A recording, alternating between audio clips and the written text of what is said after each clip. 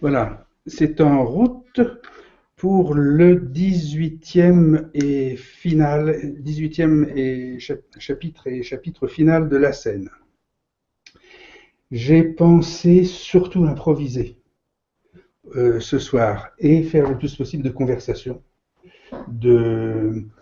En faisant tourner cette caméra, nous allons voir Madame Anda Martin, Madame Thérèse Descours, le philosophe Jean-Marc Guity et derrière la caméra, Suzanne Barrière.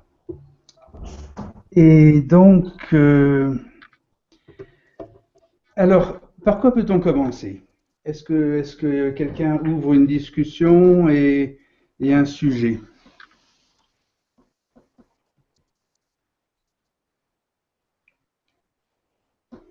Moi, je ne suis pas venue aux précédentes séances, donc pour le moment, je ne sais pas trop quel est l'objet, la façon de faire, le sujet.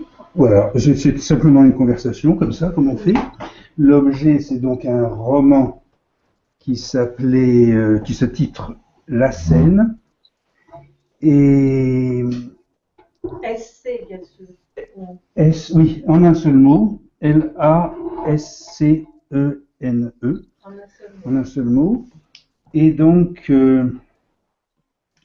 on peut peut-être d'emblée ouvrir par, par un commentaire sur cette question. Parce que qu'aviez-vous en tête en demandant SC, bien sûr?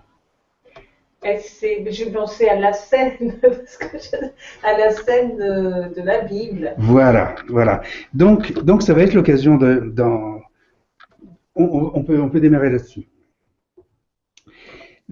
Puisqu'on fait un bilan un petit peu de ce qui s'est passé dans ces presque une année d'écriture, 18 chapitres. Je réfléchissais au fait aujourd'hui que que dans, dans le travail que j'ai fait, que j'ai inauguré il y a 30 ans, en 85, j'ai commencé par faire quelques hypothèses. Et en 90, une des hypothèses a été confirmée. Il s'agissait de l'hypothèse selon laquelle le Moïse de Freud devait être précisé et amélioré, si on peut dire, à savoir que lorsque Freud décrivait un Moïse disciple d'Akhénaton, on pouvait faire l'hypothèse qu'il ait été Akhénaton lui-même. Bon. Et éventuellement Oedipe, et ça il faut toujours le préciser avec, mais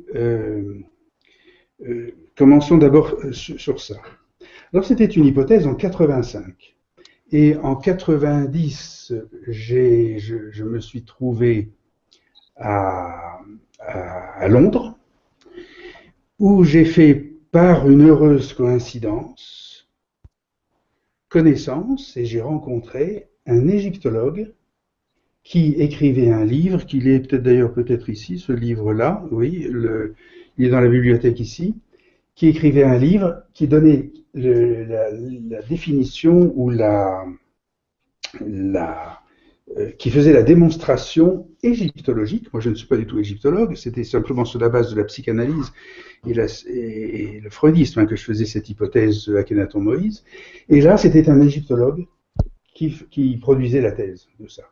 Alors bien sûr, elle peut être contestée, mais ce qui est évident, ce qui était un fait notable, un fait d'édition, c'est que ce livre était publié par une édition importante, je crois que c'est Barnèse ou quelque chose, enfin bref, une maison édition importante, était traduit en espagnol. Donc j'avais une confirmation de cette thèse. Ensuite, il y a eu beaucoup de choses, de travaux qui se sont étendus sur l'hermétisme, sur la cybernétique, sur l'art de la mémoire et beaucoup de choses. Mais 30 ans après,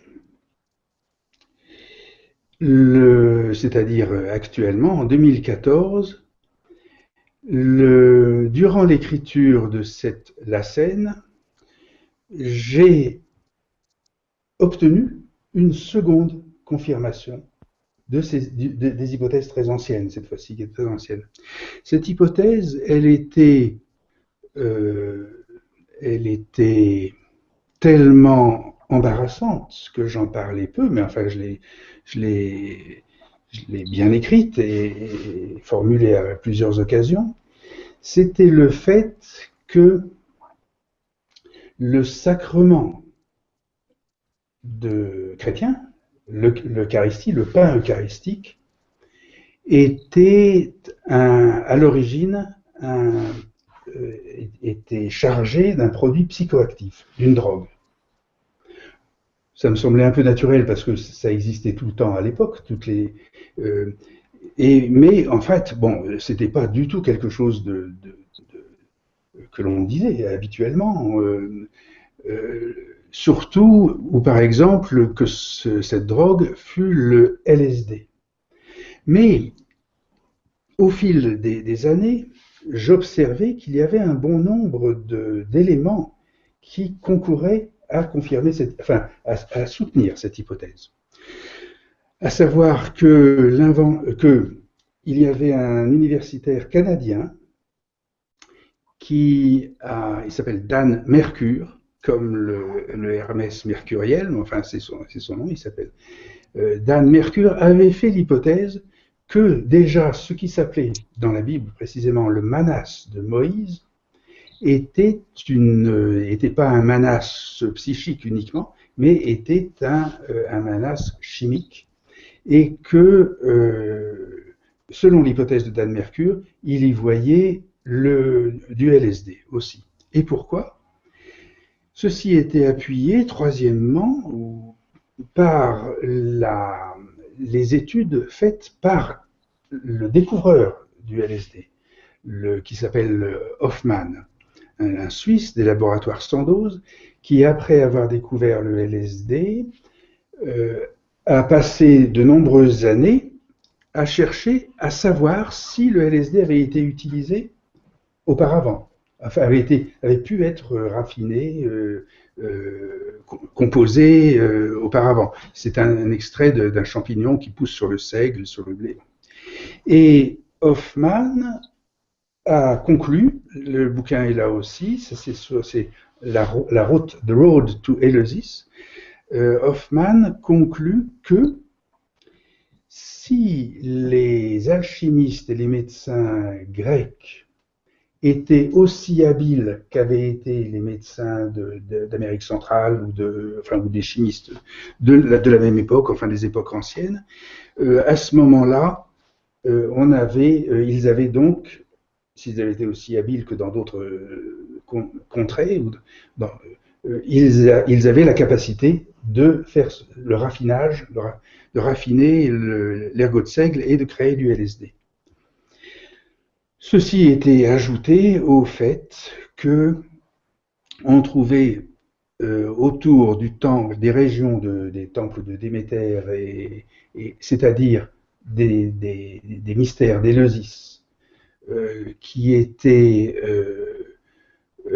susceptibles de faire usage de diverses drogues, dont éventuellement le LSD. En effet, ça se confirmait du fait que l'on trouve dans les pollens anciens, on trouve des traces de grande concentration de blé ergoté, d'ergot de seigle autour de ces temples.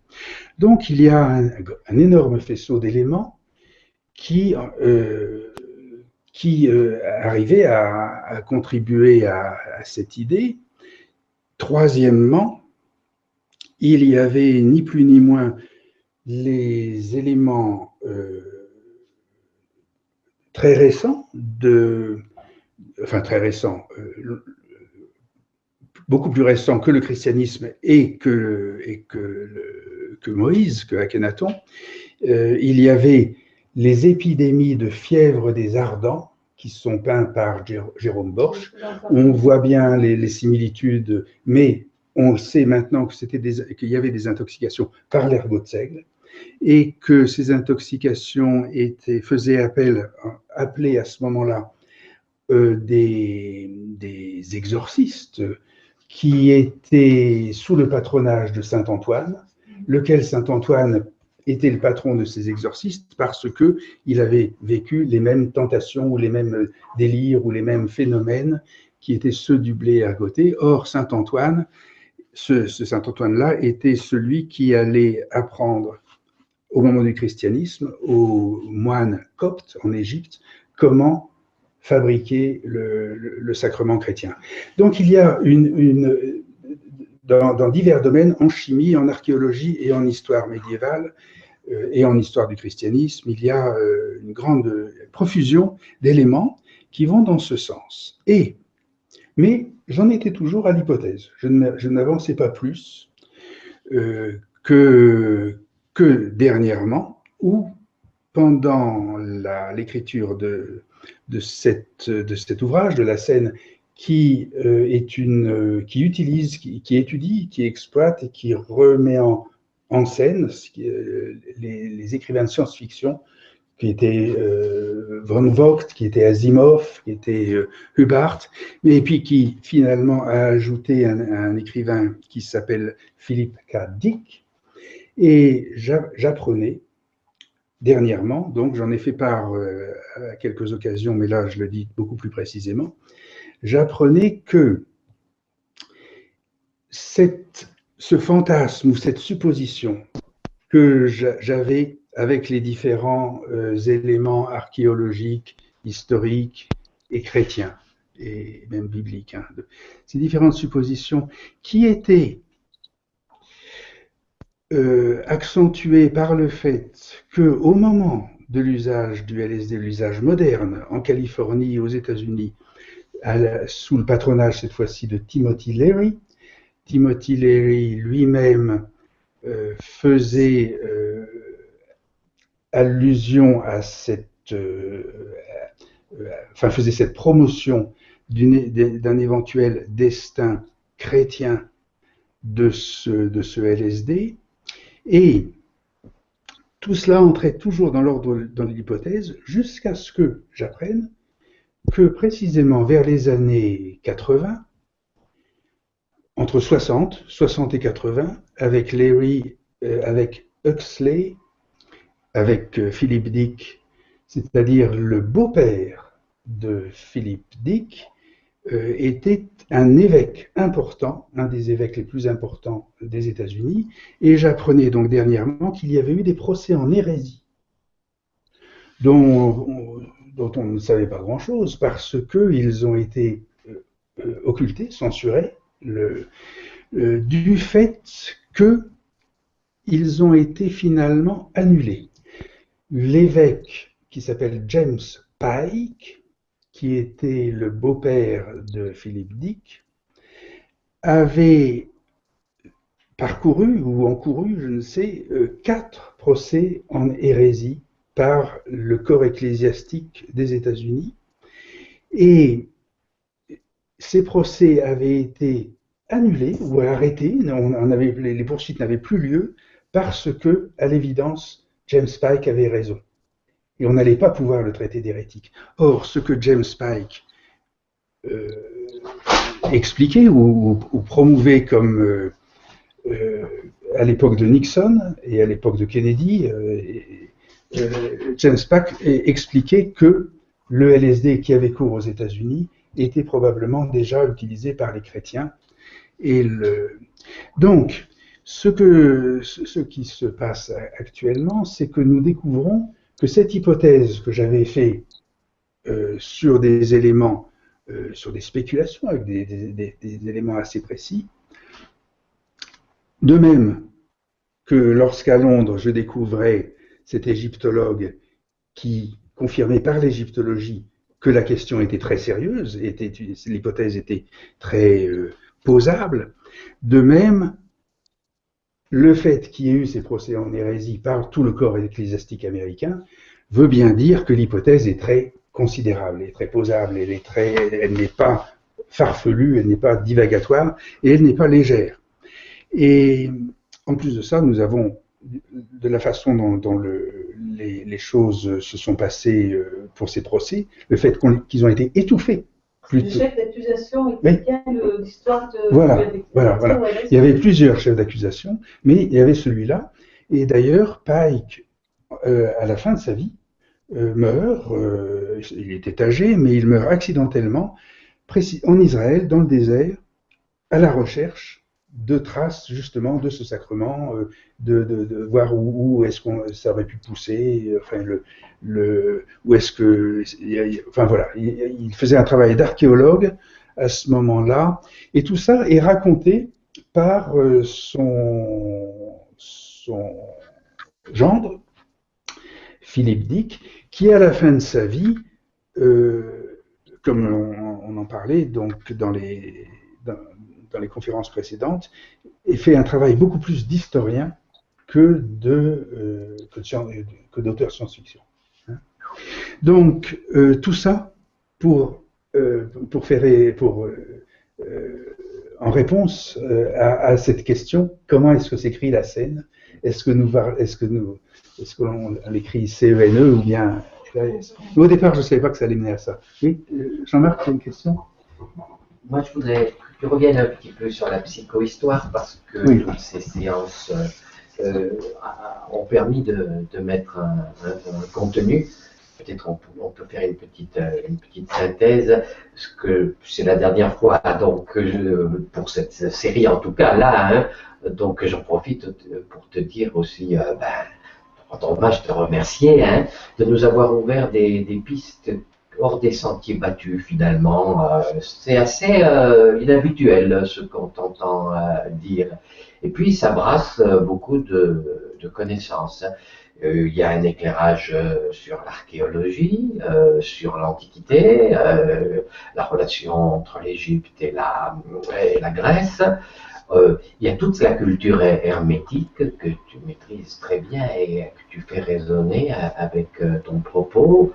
Il y a une grande connaissance de Lacan et tu m'as convaincu que le lacanisme était en train de se figer, enfin, et que Lacan lui-même est allé beaucoup plus loin que les lacaniens, qu'il est bon de poser la question du dépassement de la psychanalyse tout en maintenant évidemment les principaux acquis. Il y a tout ce que tu as raconté sur cette culture américaine que personnellement je connais si mal, et tu m'as vraiment appris des choses autour de ce que c'est que la science-fiction aux États-Unis.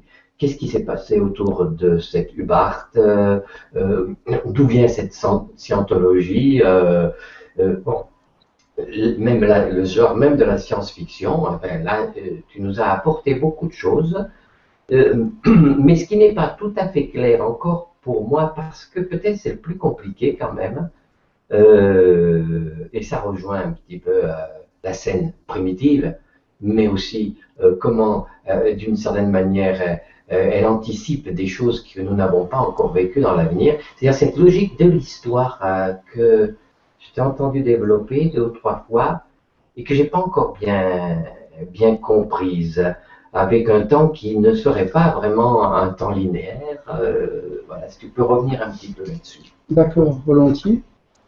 Volontiers. Je ne le ferai pas dans les meilleures conditions, puisque je n'y avais pas pensé. Disons là, tu me surprends un petit peu. Et tu me surprends en fait tellement à juste raison, parce que en réalité, la psychohistoire a été un des motifs de début d'écriture de la scène.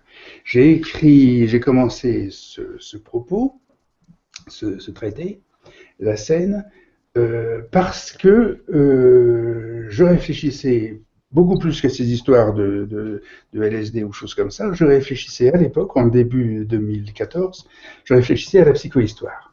Et j'y réfléchissais de cette façon, à savoir que je faisais un peu le bilan de 30 ans de travail et je réalisais que j'avais eu, lors de ce parcours, des soutiens, des gens qui m'avaient accompagné.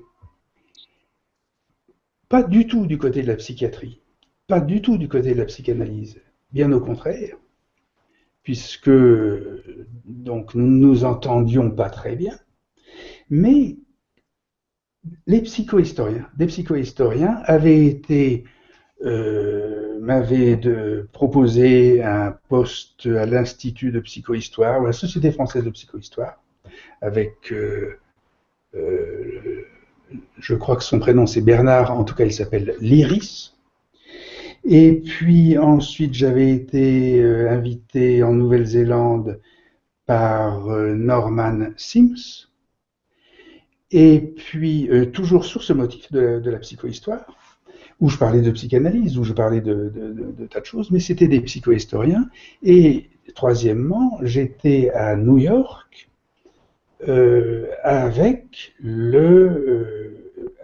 invité par le psychohistorien Gerald, qu'on appelait Jerry Atlas. Donc, la psychohistoire était très importante. Elle m'avait permis de faire ma carrière de psychanalyste, si on peut dire, matériellement. Elle m'avait soutenu, autrement j'étais dans un isolement effroyable. Et donc je pensais à ça, je réalisais que j'avais aussi eu beaucoup de conflits avec les psychohistoriens, notamment avec Lloyd de Mause, où nous étions en total désaccord. Et puis, je réalisais par ailleurs aussi qu'il y avait une autre branche qui s'appelait psychohistoire. Je faisais ça en regardant Wikipédia. Je regardais psychohistoire comme pour y réfléchir. Et sous le terme de psychohistoire, toute l'affaire, tout le thème de psychohistoire était principalement référé, ou se référait à Asimov, c'est-à-dire un auteur de science-fiction. Donc, la psychohistoire m'avait accompagné, ça avait été mes compagnons. Deuxièmement, j'en avais une thèse personnelle qui était désaccordée avec ses compagnons. Donc, il y avait deux thèses de psychohistoire, celle de Lloyd de Mause, la mienne. Et puis, troisièmement, c'était surtout connu comme un phénomène de science-fiction, une lubie de science-fiction. Alors, c'est à partir de là que j'ai voulu rééquilibrer les choses, les réharmoniser, les reconstituer en une seule unité dans le XXe siècle, enfin, m'en faire une idée. Et je connaissais bien de Mause, je connaissais bien évidemment ma théorie, qui était basée, on va en parler, sur la psychanalyse plurielle, hein, mais je ne connaissais pas du tout Asimov et la science-fiction. Donc, je me suis intéressé à Asimov et j'ai découvert le cadre de l'édition de la psychohistoire. Elle était principalement stimulée, ou Asimov était guidé par un éditeur qui s'appelait Campbell, lequel éditeur était ami du cybernéticien Norbert Wiener. Donc je découvrais que la psychohistoire, parmi les trois parties, la partie troisième de la psychohistoire de Asimov était liée à la cybernétique, que par conséquent, cette science-fiction apparaissait, on le savait qu'elle avait des racines dans la science effective, dans la science universitaire, mais là on en trouvait une forte racine. Et puis, voilà la base à partir de quoi j'ai commencé la scène. J'ai à écrire la scène. Alors, en écrivant la scène, évidemment, c'était pour moi, et c'était fait pour ça, j'allais éclaircir les deux branches de Demose, la branche new-yorkaise de Demose, la branche de Asimov, mais j'allais présenter aussi quelle était ma thèse de psychohistoire.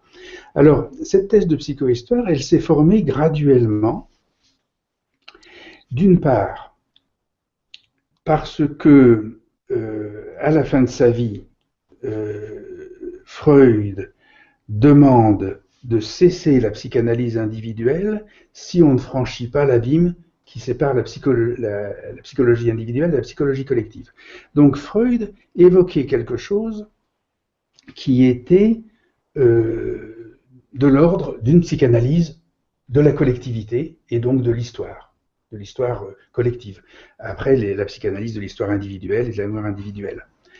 Donc, pour ma part, j'étais attentif et je suivais le conseil de Freud pour fonder quelque chose qui pourrait être quelque chose comme une psychohistoire. Puis, je découvrais en même temps l'art de la mémoire, c'est-à-dire comment la sociologie et la politique grecque, voire la philosophie grecque, utilisent pour sa sociologie la mémoire comme une action collective, sociale, et par conséquent, je trouvais dans l'art de la mémoire de Simonide de Cléos, je trouvais non seulement quelque chose de très parent de la psychanalyse, mais précisément un instrument parent de la psychanalyse, mais qui portait la psychanalyse dans l'histoire. Et donc nous avions avec l'art de la mémoire un outil de psychohistoire. Et puis troisièmement, j'avais moi-même ma propre thèse aussi, qui était celle de ce que j'ai appelé le pluriel, où j'avais, si on peut dire, la formule, enfin, je m'essayais à formuler, non seulement par le rite de l'art de la mémoire, non seulement par simplement la suggestion de Freud, mais troisièmement par des formules, par une algèbre d'une psychologie collective qui serait historique. Et cela, c'était ce que j'appelais la psychanalyse plurielle. Cette psychanalyse plurielle qui était très proche que je découvrais être identique ou similaire à l'art de la mémoire, je l'ai découvert par après, j'ai découvert par après Simonide de Cléos, après avoir posé les équations de la psychanalyse plurielle. Et cette psychanalyse plurielle, dans ses équations, elle procédait par ce qui s'est appelé, ou ce que j'appelais le -1. Ça faisait partie des algorithmes que l'on retrouve dans le Simonide de Cléos, dans l'art de la mémoire, puisqu'il y a une extraction du banquet qui procède du principe de l'art de la mémoire. Donc,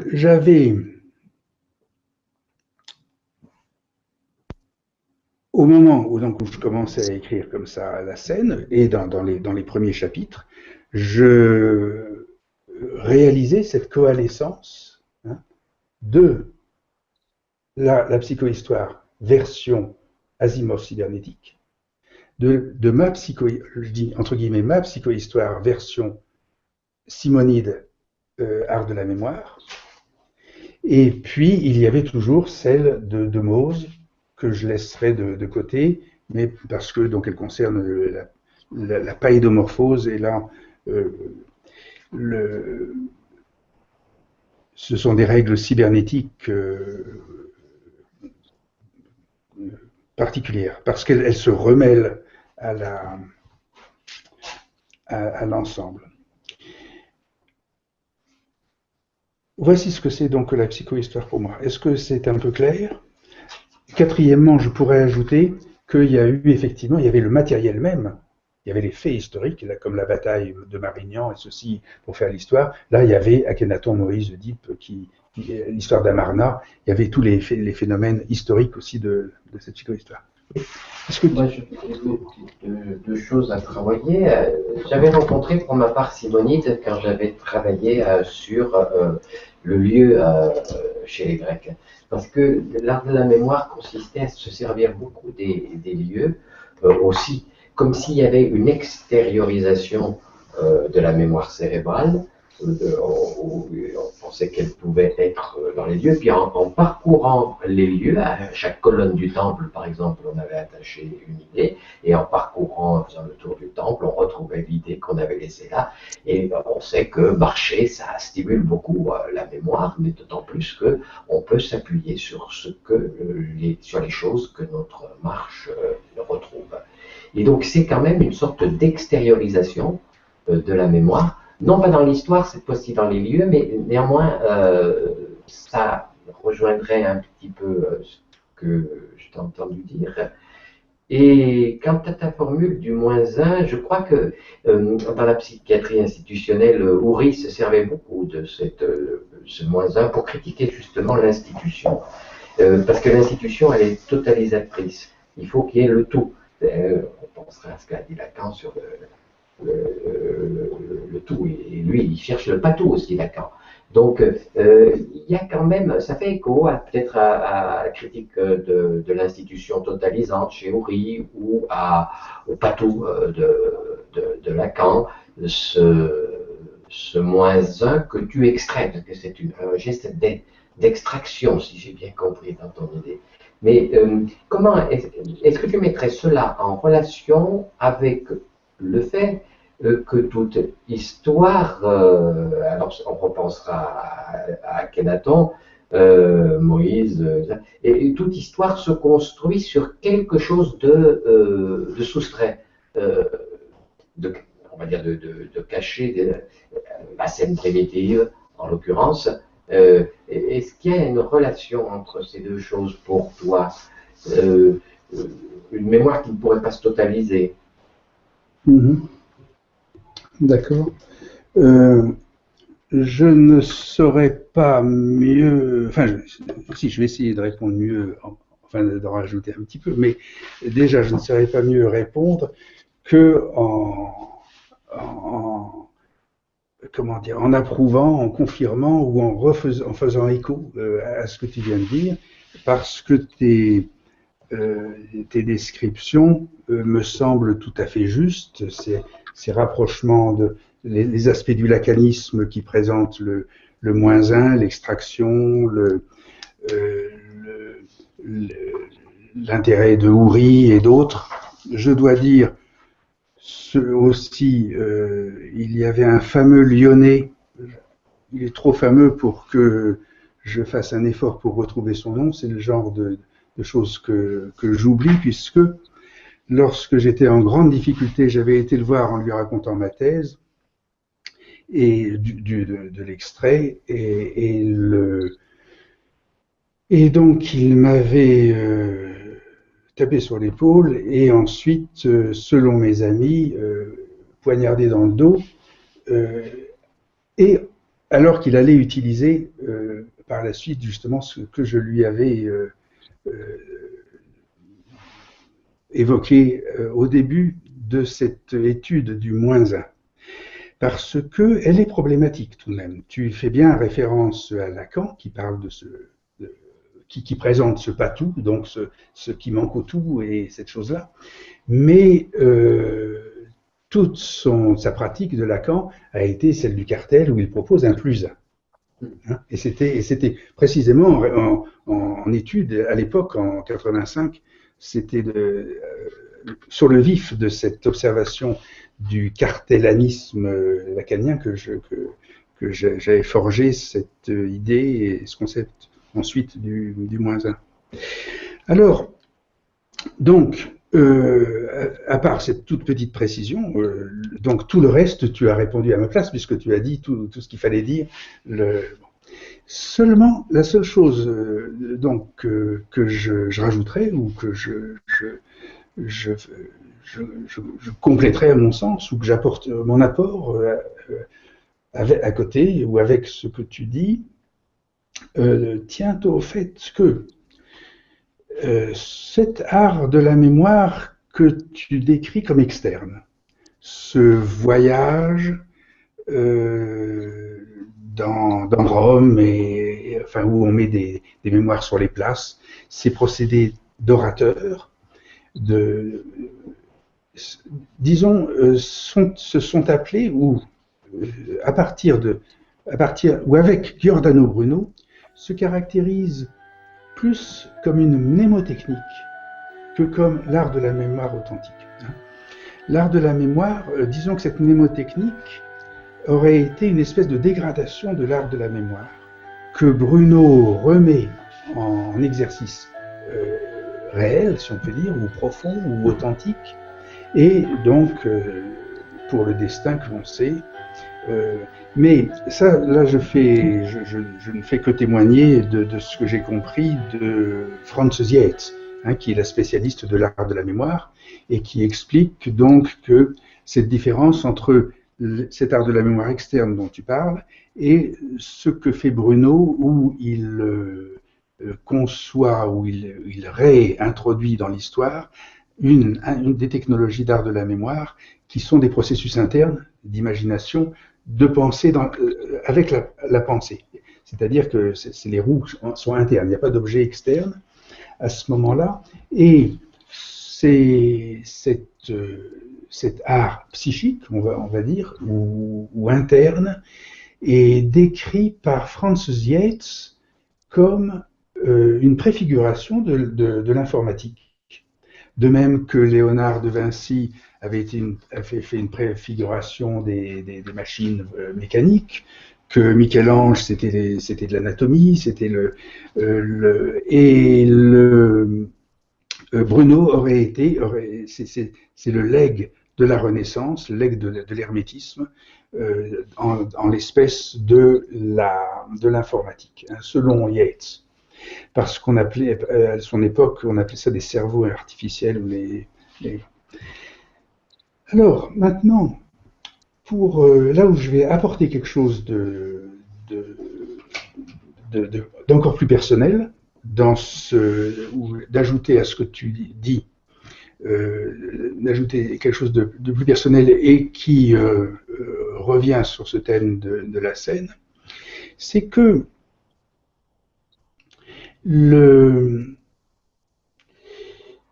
cette absence, ce moins un, dans la scène, dans le roman La Scène, il est présenté dans la psychohistoire. C'est-à-dire que cet art de la mémoire, cet outil, cet instrument, cette espèce de microscope qui procède sur le moins un, va être étendu à un principe général d'histoire collective, un principe de masse.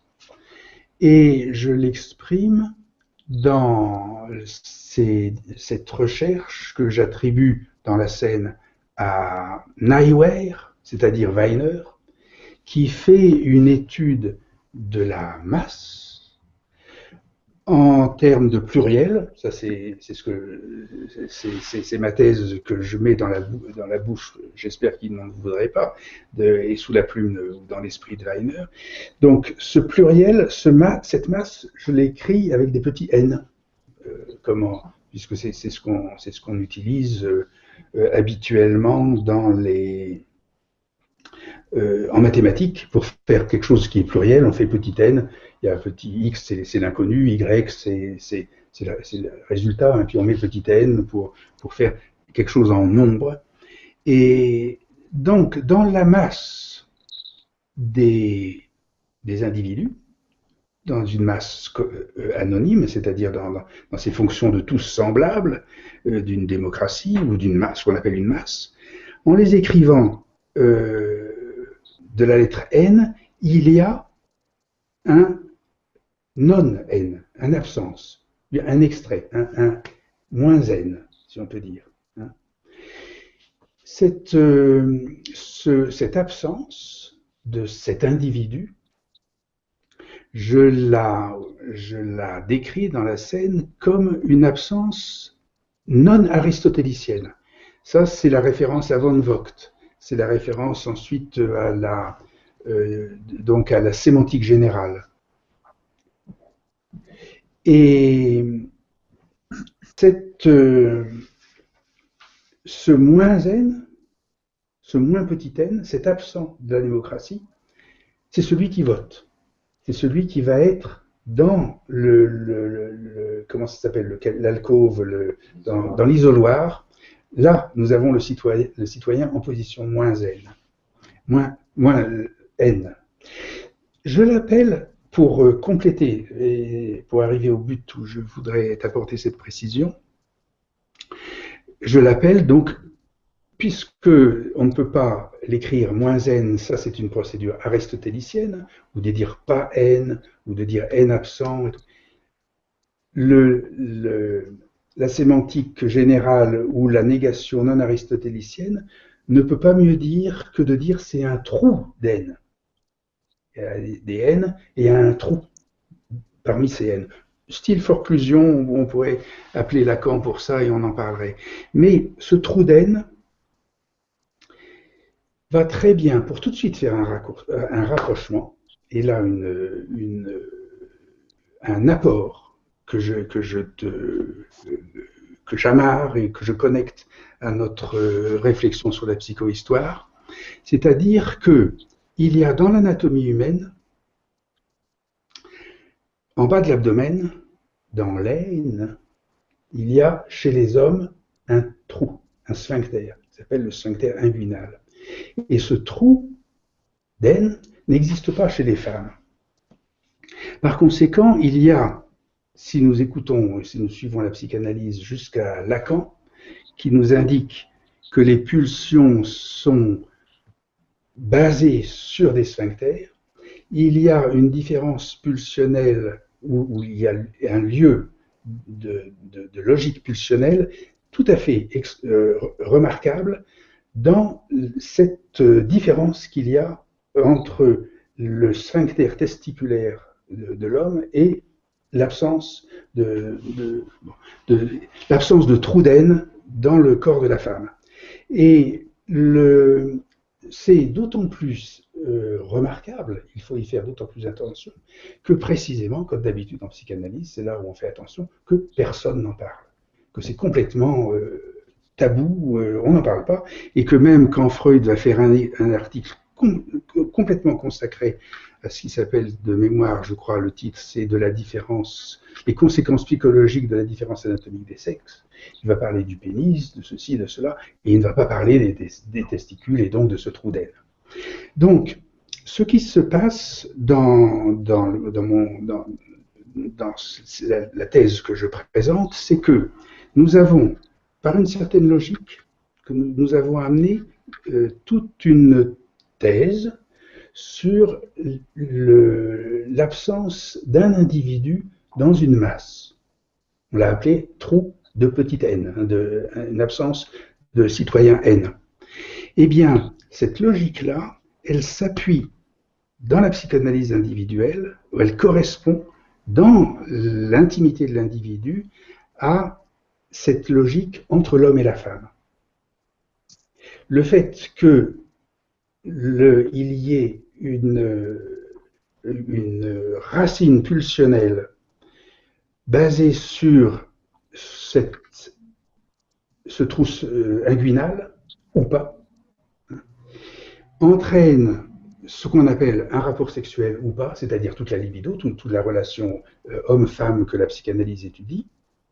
Et c'est cette relation qui va pouvoir faire que les citoyens sont des êtres humains, sont des êtres sexués, et vont pouvoir réappliquer ou faire correspondre cette logique pulsionnelle dans la logique collective.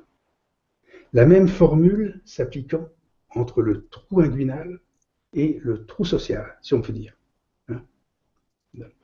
Donc là, je te l'ai résumé complètement compacté, comme ça.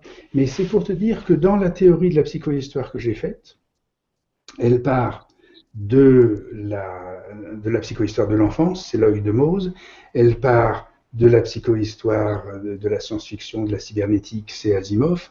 C'est ma psychohistoire de Simonide de Chaos, de l'art de la mémoire, et que j'y ajoute cette thèse ou théorie de la libido qui permet de comprendre pourquoi et comment l'être sexué est l'agent moteur de cette psychohistoire d'un trou d'individu ou d'un moins un ou d'un manque. Donc là, je t'ai présenté l'ensemble du matériel que j'ai cuisiné pour rendre compte de ce que j'appellerais une psychohistoire. Je dois ajouter, cinquièmement, chose importante, si on veut faire le bilan de la psychohistoire telle que je la présente, ou sur quoi je la base, évidemment, il y a un psychohistorien authentique, le premier, celui vraiment, il s'appelle Lamprecht, Karl Lamprecht, c'est cet Allemand qui ensuite a été pris dans le modèle des 5 étapes, des 5 pulsions, si on peut dire, des 5 degrés pulsionnels, a été repris par Aurobindo. Et toute la sociologie d'Aurobindo, tout le yoga social d'Aurobindo est basé sur Lamprecht, c'est-à-dire un psychohistorien. Et cela aussi, je l'ai intégré dans le système. Oui.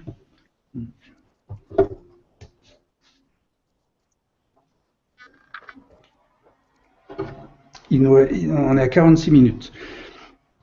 Il nous reste un petit quart d'heure, en tout cas, de télévision, et puis après... Comment ces temps-ci, Serge ou Antoine, j'ai oublié son nom, veut intervenir? Eh bien, ils peuvent intervenir s'ils parlent. Voilà, s'ils parlent, ils vont apparaître sur l'écran. Alors, Antoine, voilà. Alors, Thérèse demande si vous voulez parler. Moi, je voulais juste rajouter, parce que j'ai trouvé le Lyonnais dont vous ne trouviez pas le nom. Il me semble que c'est René Caès, non? Ah oui, c'est ça, voilà. Voilà. Mais autrement, oui, j'aurais du mal à synthétiser et résumer tout ce que parce que je vous suis depuis 30 ans aussi, mais oui. Effectivement, il y a un condensé comme le disait juste avant, de culture un peu puisée un petit peu de partout, à se demander même quelquefois si vous n'aviez pas consommé du LSD d'ailleurs, tellement... Ça m'est arrivé, je voudrais pouvoir en prendre encore, parce que j'aimerais bien que ma religion, je puisse pratiquer mon sacrement, oui. D'accord. Non, voilà, c'était juste une pointe d'humour. C'est sérieux. Oui.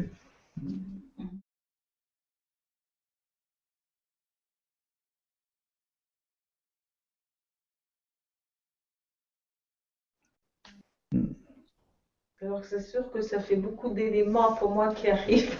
Puis c'est 30 ans, moi c'est 1 heure, donc c'est fulgurant, quoi. C'est quelque chose. Alors je sais pas, je pense qu'il y a des choses qui m'échappent par rapport à la proto-histoire. Je pense que j'ai bien sûr, j'ai essayé de suivre. Bon, alors j'ai des choses que je voulais dire au début, mais parce que ça prend une partie dans la proto-histoire. Je sais pas si j'ai toujours réussi à faire les liens. Je pose une question naïve, parce que le Moïse de Freud, en fait, je l'ai peut-être lu il y a très longtemps, mais moi je connais le Moïse surtout de la Bible. Donc est-ce que déjà il y a un lien entre le Moïse de Freud? Pourquoi on dit Moïse de Freud? Enfin, est-ce que Freud, qu'est-ce qu'il a dit? Voilà, je connais le Moïse de la Bible. Ensuite... Ouais, bon, mais les ardents, c'est pas très intéressant. Parce que oui, il y avait eu une histoire d'intoxication, effectivement, à l'ergot de seigle aussi, mais qui n'était pas obligatoirement l'histoire des ardents. Des ardents, il y avait ces histoires de brûlure, je crois. Et donc, je me souviens, c'est sûr que c'était lié au seigle, toutes ces brûlures des ardents-là. Oui, parce qu'il y a eu aussi une intoxication, il y a un fait divers qui date peut-être pas de si longtemps que ça, il y a 100 ou 200 ans, là, dans un village où tout le village avait été intoxiqué. Et je me demande si c'était pas Pont Saint-Esprit. Oui, alors peut-être. En plus de ça. Peut-être, oui, ça se peut. Et c'était la boulangerie. Enfin, c'était le pain. Mais au départ, on ne comprenait pas tous ces. Alors là, c'était pas des brûlures. Enfin, parce que dans certains, ils ont fait des histoires de brûlures cutanées. Oui. Mais c'était des. Alors, peut-être plutôt des femmes, pas seulement, mais une épidémie de pas de tarentelle, mais enfin d'agitation. Mais voilà. Mais il y aurait tellement de choses à dire. Je sais pas trop. Ben, ça va te revenir pendant que je te réponds aussi. Donc à ce premier, retrouve-les si ça vient, mais je vais te répondre. Non, oui, sur Moïse de Freud. Oui, sur Moïse de Freud. J'ai compris Moïse de Freud. Oui. Voilà. Alors, effectivement, moi c'est comme ça que j'ai compris la situation maintenant. On parle du Moïse de Freud, puisque Freud a prétendait ou a eu la prétention donc de décrire ce qu'on appelait l'homme Moïse. Il y avait le Moïse biblique, le Moïse légendaire, mais qui était l'homme Moïse. Et ce qui tourmentait Freud, à ses dires, c'était de devoir révéler, d'être dans l'hypothèse ou dans l'éventualité de révéler que Moïse aurait été égyptien, alors que c'était un des grands hommes du peuple hébreu. Et selon lui, il disait, mais si Moïse est un disciple d'Akhénaton, c'est probablement un Égyptien. Mais je trouve parce que Moïse, dans mon esprit, il a été élevé en Égypte. Oui, élevé en Égypte n'est pas égyptien de sang. Il a été dans son petit berceau parce que justement on allait tuer les Hébreux. Voilà, mais il était effectivement né d'une mère hébreu. Voilà. Mais pour nous, ça semble un petit peu voilà, c'est des trucs. Mais à l'époque, ça tourmentait les gens. C'était très important de savoir si Moïse était hébreu, était juif ou pas. Et Freud, à ce moment-là, fait l'hypothèse que il y a un Égyptien, de sang égyptien, qui est disciple d'Akhénaton, qui entraîne les Hébreux dans un exode, et pour en faire un juif, puisque la Bible de l'autre côté de l'Égypte va dire que Moïse est juif, Freud va dire donc ils ont assassiné l'Égyptien et ils ont mis à la place un juif. Avec cette thèse-là, il reprenait celle du meurtre du père et de totem et tabou et des choses comme ça. Et c'est ça le Moïse de Freud, c'est un Moïse égyptien qui aurait été assassiné et remplacé par un hébreu. Ma question, elle me revient, effectivement, tu avais raison.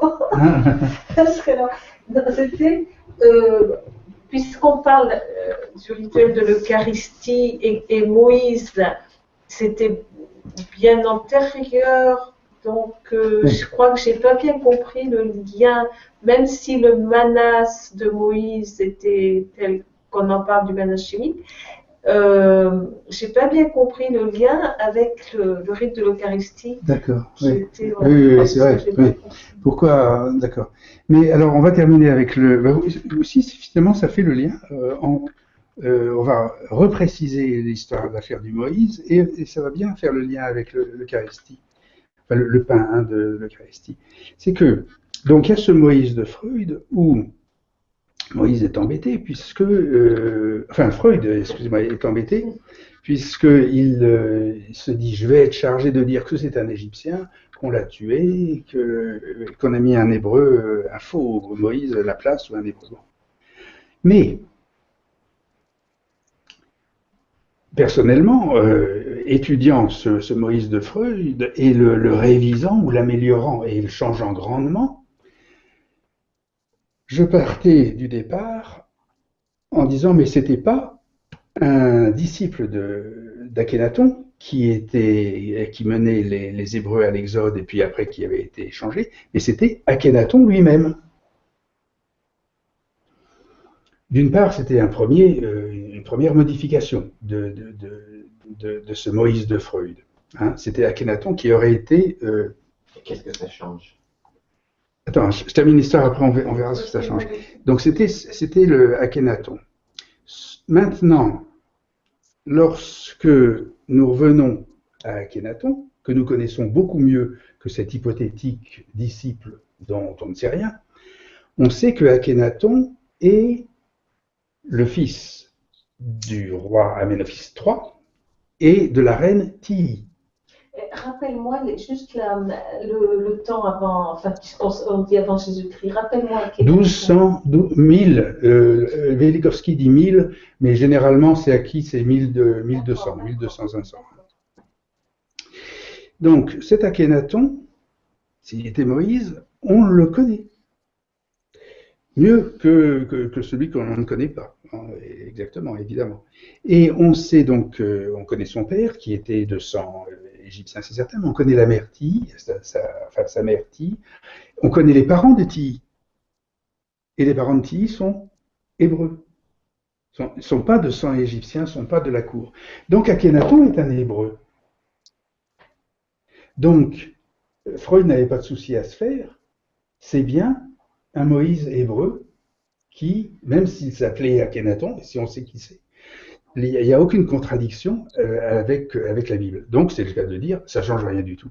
Puisque, effectivement, alors, ce qui se passe, c'est qu'il n'aurait pas été tué, mais il aurait échappé, et précisément, c'est raconté dans Sophocle, qui explique on fera croire qu'il a été assassiné mais que.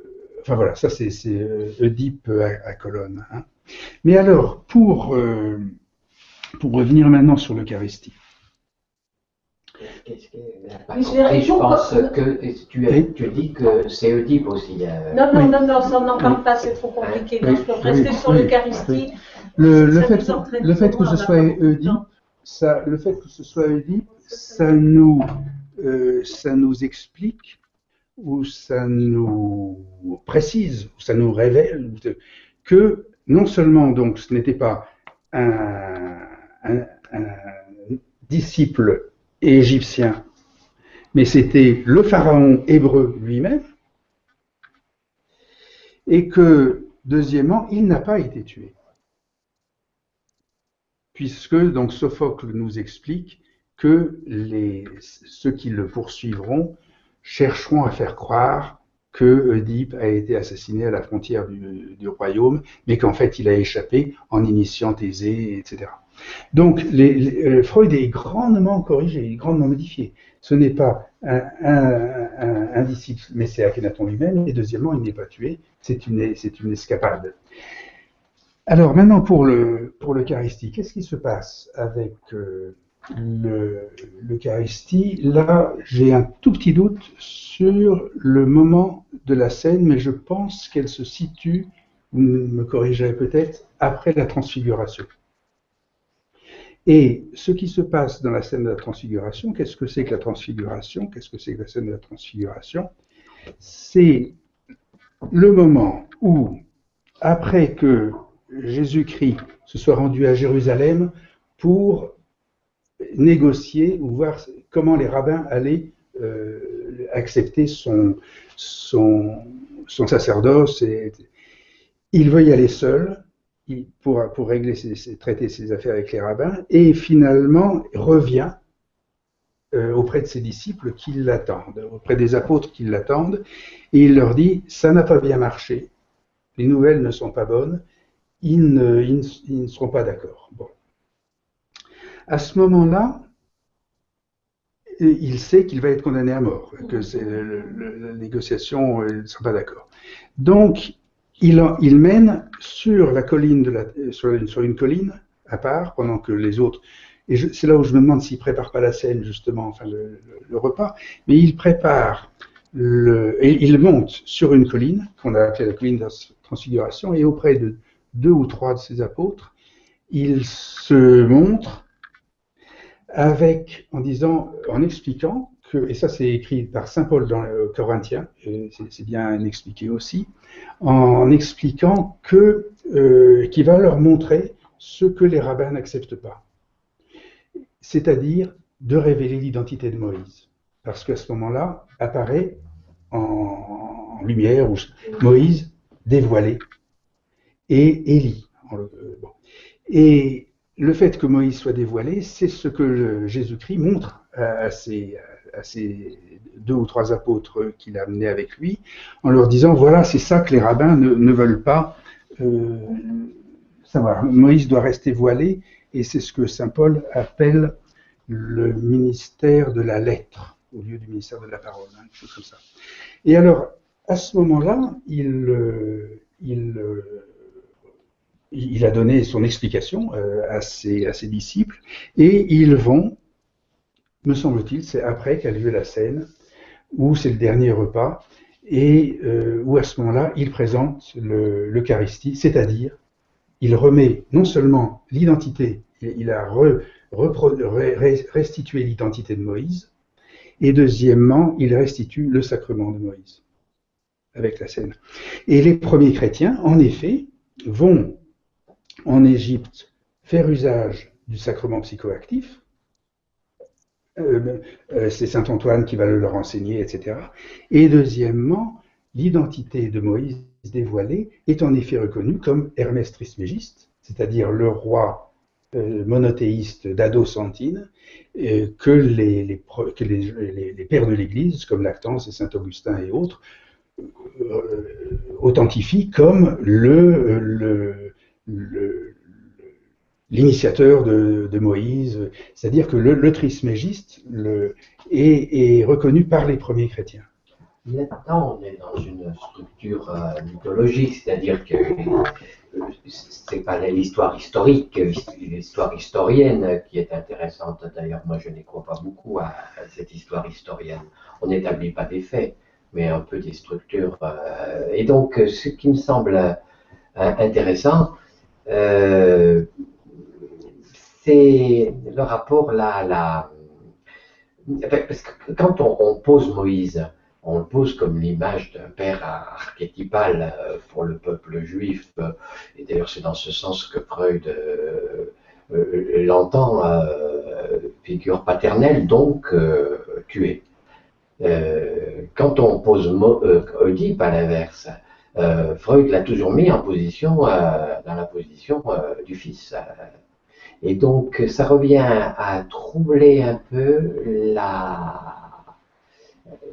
je dirais la distinction du fils et du père, cette affaire. Ce qu'on retrouve dans la manière dont tu as parlé de la transfiguration, puisque le Christ c'est le Fils, mais si c'est Moïse qui l'a fait apparaître, c'est la figure du Père, et donc ça réinterroge d'une certaine manière la Trinité, parce que elle repose quand même sur cette distinction. Mais c'est tout le problème de la Trinité, c'est une distinction qui n'en est pas une, puisque c'est quand même une unité entre le Fils et le Père. Pour moi, c'est en termes de structure comme ça, parce que toutes ces questions par rapport à l'Égypte ou à la Grèce sont les questions de filiation, c'est-à-dire vers quoi on va chercher notre origine, notre père, et de qui on va se sentir les fils. Et que peut-être justement, la psychohistoire, c'est qu'il n'y ait pas de possibilité de distinguer le père du fils, c'est-à-dire que, alors, quelles sont les conséquences après? Oui, mais tu m'avais interrogé sur ma définition de la psychohistoire, et alors elle apporte une toute autre notion que celle que tu viens de dire. Quoique, tu l'as dite à ta façon, avec tes mots, puisque tu énonces où tu fais mention de cette Trinité, du Père et du Fils et du Saint-Esprit, et que la psychohistoire, et tu disais que c'était des choses mythologiques, ou ce n'était pas des faits historiens, et la psychohistoire est absolument, authentiquement de l'histoire, hein, et elle désigne, par des personnages historiques, par des faits historiques, la Trinité, non pas comme le Père, le Fils, le Saint-Esprit, mais comme Akhénaton, Moïse, Oedipe.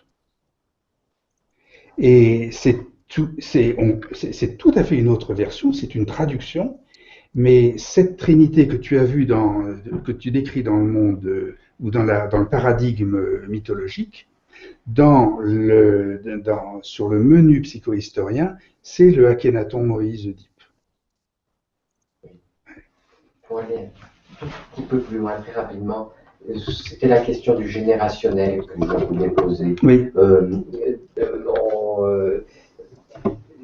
Est-ce qu'une génération en suit une autre? Il y a le vers d'Apollinaire, fille de leur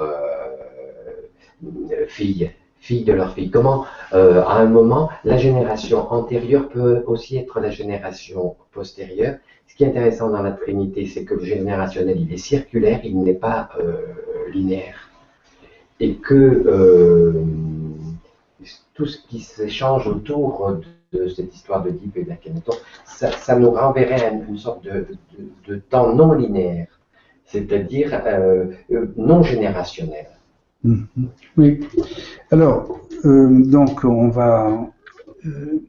a 6 minutes, on a débordé de 6 minutes, mais c'est heureux, c'est une très bonne chose. Mais on va tout de même terminer. On va terminer en donnant la parole à Philippe Dick, et hommage à Philippe Dick, qui serait là pour répondre et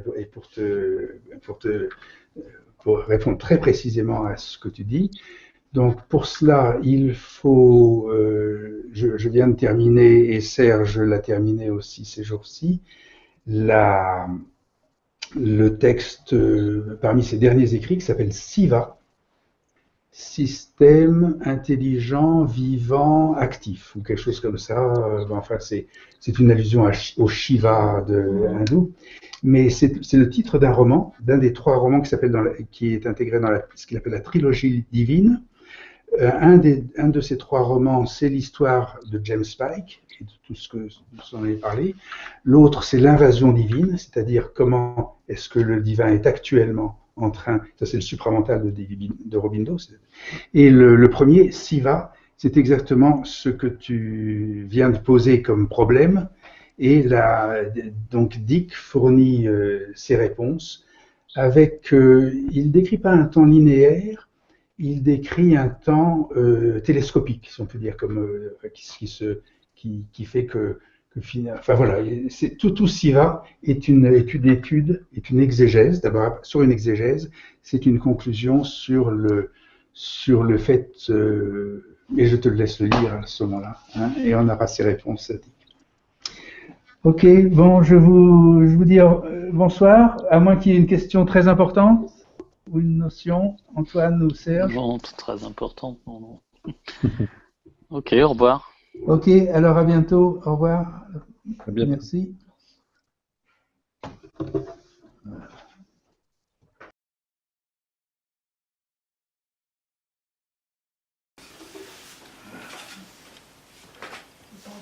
J'arrête. C'était 8h30 le truc là. Il manque quand même la dimension de la cybernétique présent-futur de votre dernier chapitre. C'est vrai. Ah oui, et mon Dieu, et il y avait tellement de choses dans ce dernier chapitre. En plus de ça, ce dernier chapitre, ah oui, il faut qu'on fasse une... Mais oui, il manque Non, mais c'est très très important que je vous dise ça. Ça m'intéresse. Ah oui, une confirmation, écoute, c'est majeur aussi comme truc. Tu sais, et là, c'est que je parlais des confirmations, moi, Akhenaton Moïse confirmé, le VSD confirmé. Il y a quelqu'un qui m'est très cher, évidemment, c'est Wilhelm Reich. Beaucoup de psychanalystes aiment bien Wilhelm Reich. Et il y a eu une confirmation qui a été donnée quelques années après la mort de Reich, qui confirmait ses thèses sur le plasma magnétique de la Terre, que Reich avait appelé l'orgone magnétique. Hein. Voilà. Et finalement, Reich avait décrit l'orgone, et quelques années après sa mort, les astrophysiciens décrivent un truc exactement pareil, ils lui donnent un autre nom, et bien sûr qu'ils n'ont jamais vu Reich, ils ne savent pas de quoi il s'agit, enfin, que ça avait été dit avant, et on ne sait pas non plus que c'est le prana ou une chose comme ça. Eh bien, dernièrement, il y a actuellement sur le climat une thèse magnifique sur le problème du CO2 qui fait, donc c'est Patrice Hernu et d'autres qui sont en bataille sur cette chose-là. Est-ce que le CO2 est dangereux? Dans quoi on nous embobine avec cette histoire du CO2? Il y a eu des taux de CO2 énormes et il n'a pas fait plus chaud. Enfin, donc il y a des soupçons de gros problèmes et de propagande. Et des Suédois découvrent une thèse extraordinaire, magnifique, selon laquelle le réchauffement est surtout dû à l'humidité de l'air, si on peut dire, aux couches nuageuses. Donc, le mécanisme du réchauffement dépend du mécanisme de formation des nuages. Et ce que ces gens découvrent, c'est qu'on découvre des clés sur le fonctionnement du nuage. Le nuage, c'est une ionisation des particules, d'accord, qui font de l'eau. Or, cette ionisation, elle est affectée par le rayonnement cosmique. Et le rayonnement cosmique, c'est l'éther. C'est-à-dire que le rayonnement cosmique, c'est vraiment le truc qui traverse la Terre, c'est quelque chose d'infinitésimal, si on peut dire, et qui est au-delà du système solaire, c'est le rayonnement galactique. Et les nuages, alors ce qui se passe, c'est que ce rayonnement galactique, qui ionise les particules, est affecté par le Soleil. Et le Soleil ne stimule pas ces particules, au contraire, le Soleil, quand il a une éruption solaire, met un voile, le vent magnétique du Soleil, fait un écran au rayonnement galactique, au rayonnement cosmique. Et à ce moment-là, le climat refroidit. Donc, on se rend compte qu'il y a les aires glaciaires, enfin la variation du climat, dépend, on a des clés, dépend du magnétisme solaire et du rayonnement galactique. Et ça, c'est la deuxième chose que Reich disait dans son... Et on a la confirmation à tel point que dans le bouquin est là, ce que Reich voyait, il disait, les choses dépendent, superposition cosmique, les choses dépendent de la manière dont les galaxies s'accouplent. Oh, tout le monde dit fou, hein. Comment un bras galactique prend dans son bras un autre, etc. Et bien c'est ça, ce que les astrophysiciens découvrent, c'est que la galaxie, on la sait, elle a des bras, hein, c'est une spirale avec Donc on peut mesurer le passage du Soleil dans ses bras, c'est-à-dire ces conjonctions dont parlait Reich. C'est un retour en Empédocle, ça. Tu retrouves Empédocle là-dedans, tu vas voir s'il parle du climat aussi. Mais non, mais que amour et haine sont des forces cosmiques avant d'être des pulsions entre vivants. Ouais. Et donc, mais là, on a, en effet, si tu veux, le passage du Soleil dans les bras galactiques montre, parce qu'il fait 250 millions d'années pour faire un tour au Soleil de la galaxie, eh bien, le climat varie effectivement en fonction du passage dans les densités galactiques. Donc, c'est une confirmation de l'importance du rayonnement cosmique sur les nuages et de l'intervention du Soleil comme filtre pour exactement là, dans cette... Ça c'est la scène amarnienne, où on voit qu'il y a un filtre là, vert, que cette artiste, sans savoir ce qu'elle faisait, mais elle a fait effectivement, elle a marqué ces choses-là. Bon. Et bien, normalement, on doit aller... On n'arrête pas d'un truc à l'autre. Aujourd'hui, nous faisons un complément.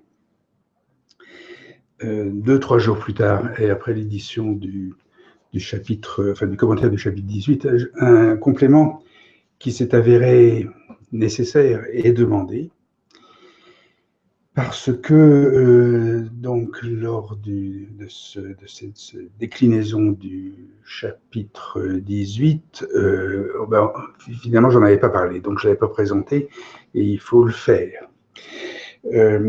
Deuxièmement, on verra ou on a vu que l'édition que j'ai faite du chapitre, avec les titres et des choses comme ça, est copieusement annotée, au point qu'elle pourra paraître à certains moments quasiment saturé d'ajouts et de précisions.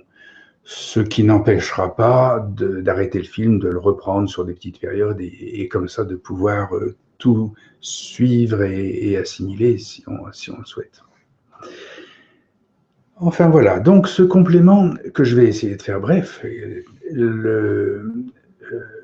est l'occasion d'honorer deux des participants qui étaient intervenus il y a 2-3 jours. Honorer aussi donc Anda Martin qui a assisté assidûment, ainsi que Suzanne Barrière qui est du Puy, et Anda Martin, elle, est de Lettonie, elle vit au Puy, mais c'est une personne lettonne qui était présente à presque toutes les séances, et puis Jean-Marc Guitty était souvent présent aussi, et Thérèse Descours, donc qui a poser quelques questions. Et pour l'honorer, c'est tout à fait... Il y a cette occasion de relever le lapsus qu'elle faisait, où elle a appelé la psychohistoire qu'elle connaissait peu de son aveu, évidemment, elle l'appelait la proto-histoire, c'était ce qu'elle entendait. Et cela, qui est de la forme d'un lapsus, signifie... particulièrement, donc Thérèse Descours est psychiatre, médecin psychiatre, et ça signifie bien le travail de quelqu'un qui nomme et parle de ce qu'elle sait.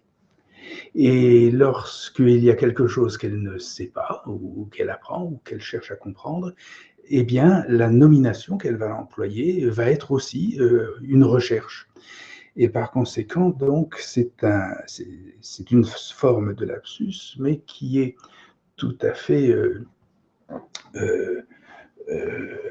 à l'avantage et qui honore tout à fait donc Thérèse Descours. D'autant que lorsque elle a appelé la psychohistoire la proto-histoire, nous retrouvons quelque chose là qui permet de remercier aussi donc Jean-Marc Guitty, quelque chose qui avait été introduit par Jean-Marc Guitty sur la question de la filiation et de la génération de la fille, et de la fille, etc. Et à quoi j'ai pu dans les notes ajouter, indiquer qu'en comparaison à la filiation linéaire, la filiation féminine, gynécée, était protéiforme, plutôt qu'une génération filiale, plutôt que la linéarité, suivre la linéarité de la filiation patronymique. La filiation féminine, de fille à fille, de femme à fille, de mère à fille, et à fils aussi, mais c'est-à-dire génétiquement et biologiquement, on peut l'indiquer comme protéiforme, et ça va bien avec la proto-histoire, puisque c'est précisément la psychohistoire est précisément l'occasion, le moment d'intégrer la génération gynécée, c'est-à-dire la génération féminine, dans la biologie de l'écosystème et dans la culture et dans l'histoire. Donc, voilà, ceci dit, voici ce complément, c'est-à-dire quelques mots sur ce que contient et ce que signifie ou comment traduire ce chapitre 18 et final de la scène.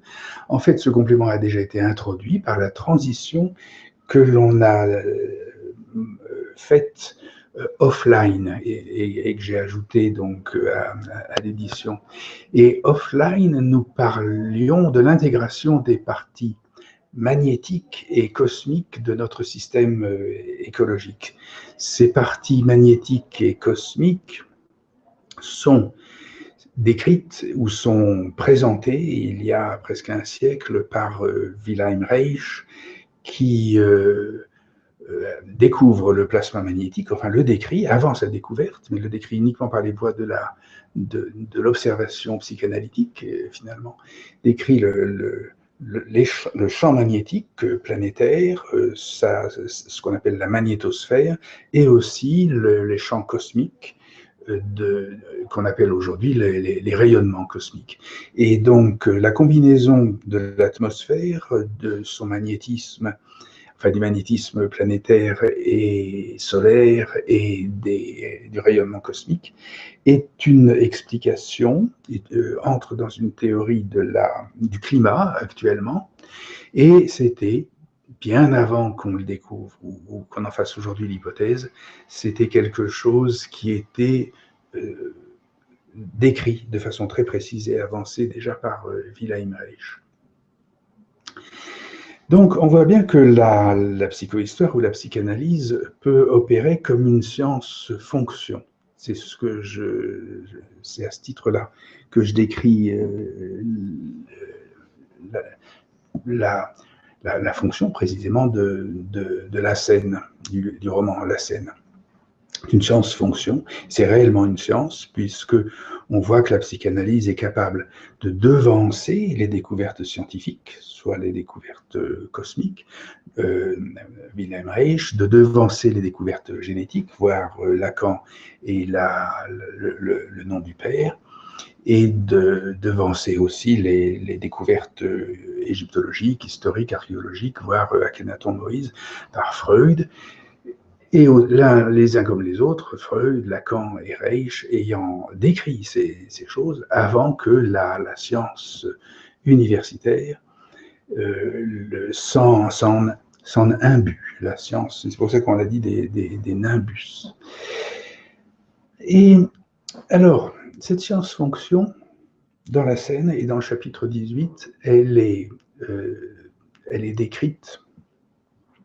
Elle relève ou elle témoigne des deux dimensions que signale la psychanalyse dès son implémentation, dès son application. Tout d'abord, l'impossible. Et l'expérience montre qu'il est impossible de révéler, de faire entendre la scène primitive, par exemple, à ceux qui en ont fait, qui l'habillent de religion, qui l'habillent d'interdiction, de règlement. Donc impossible de faire entendre que l'identité de Akhenaton, Moïse, Oedipe. Ça fait des années qu'on peut en parler, on peut même s'adresser aux spécialistes universitaires, historiens, religieux, etc. Ça ne passe pas, alors que c'est une évidence. En tout cas, une extrême probabilité, telle probabilité qu'il est évident, cette fois-ci, que ces institutions devraient être en mesure de répondre quelque chose. Donc, c'est impossible de faire entendre ça, c'est impossible.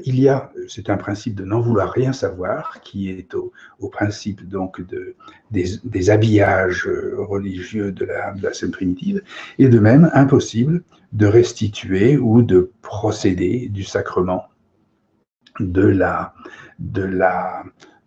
exemple, de la religion actuelle, d'où je parle, c'est-à-dire du sacrement chrétien.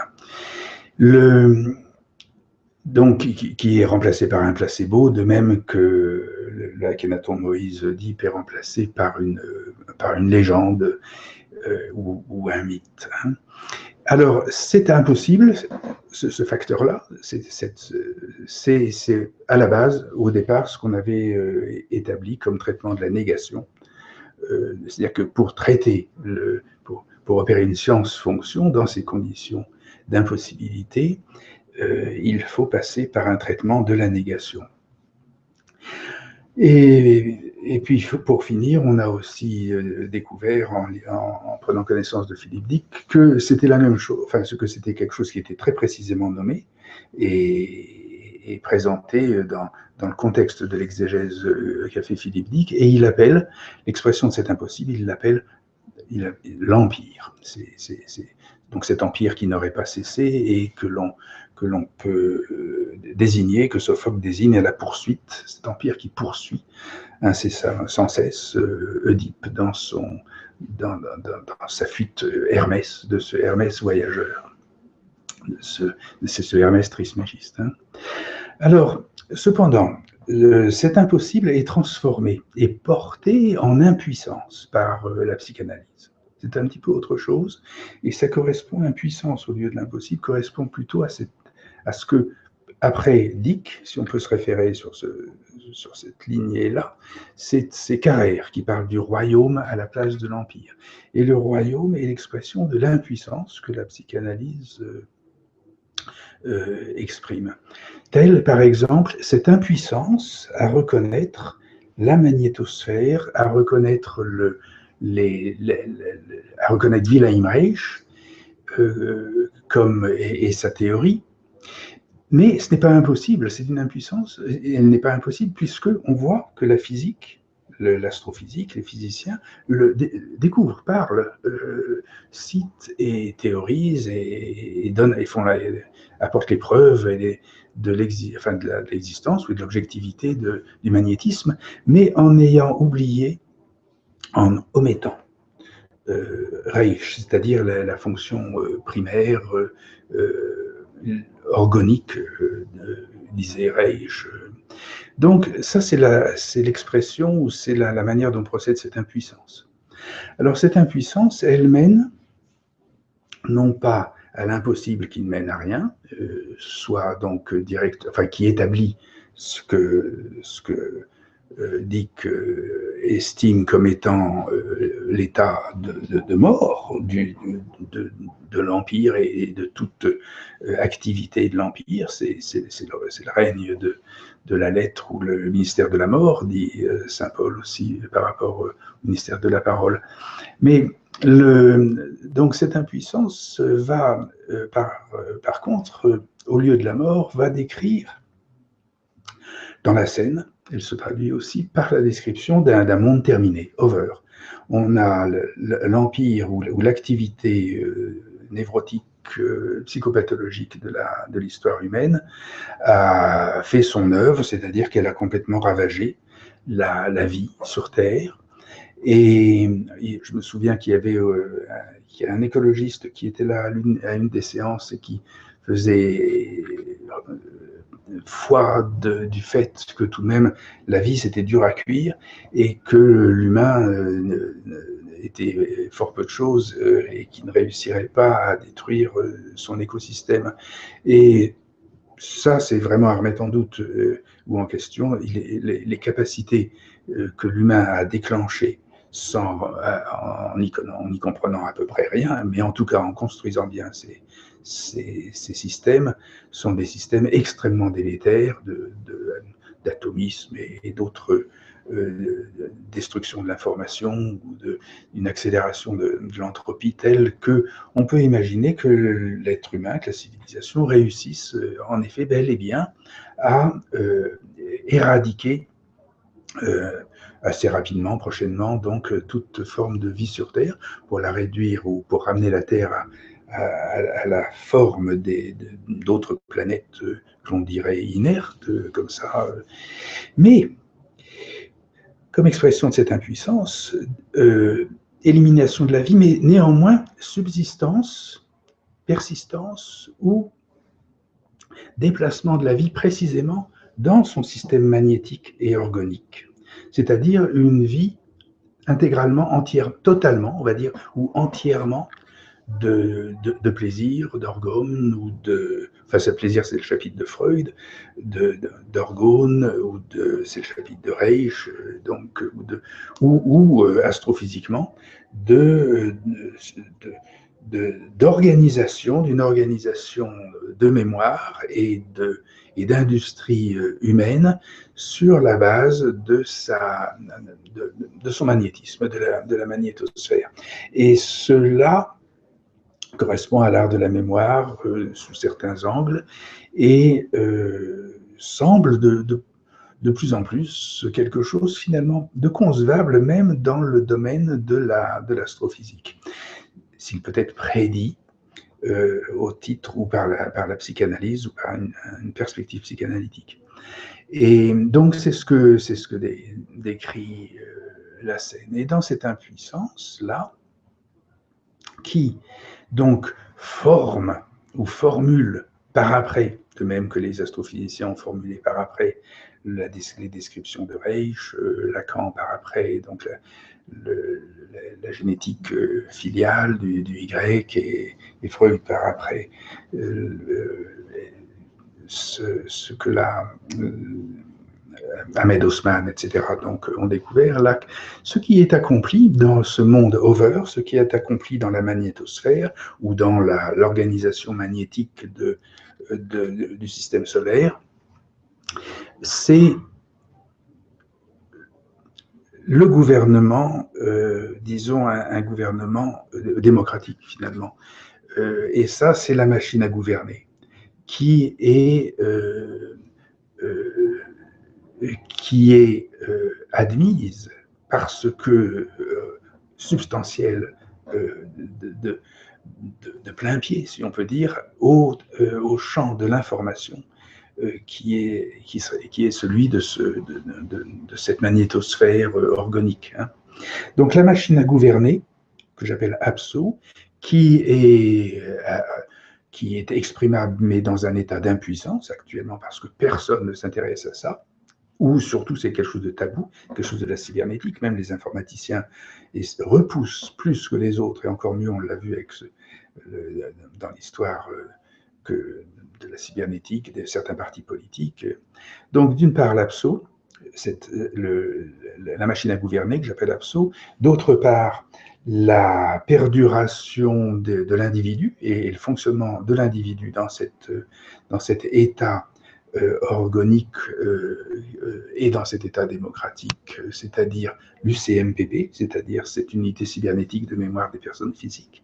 Donc, le chapitre final présente ce tableau des instances, on dira, ultramodernes, actuellement en état d'impuissance, mais prédites, si on peut dire, dans un état futur, dans une évolution future, un stade futur d'histoire de l'humanité. Et pour terminer sur tout cela, en parlant et en message à Jean-Marc Guity, cette machine à gouverner et ces unités cybernétiques de mémoire de personnes physiques qui combinent la biographie et la génétique des individus, ces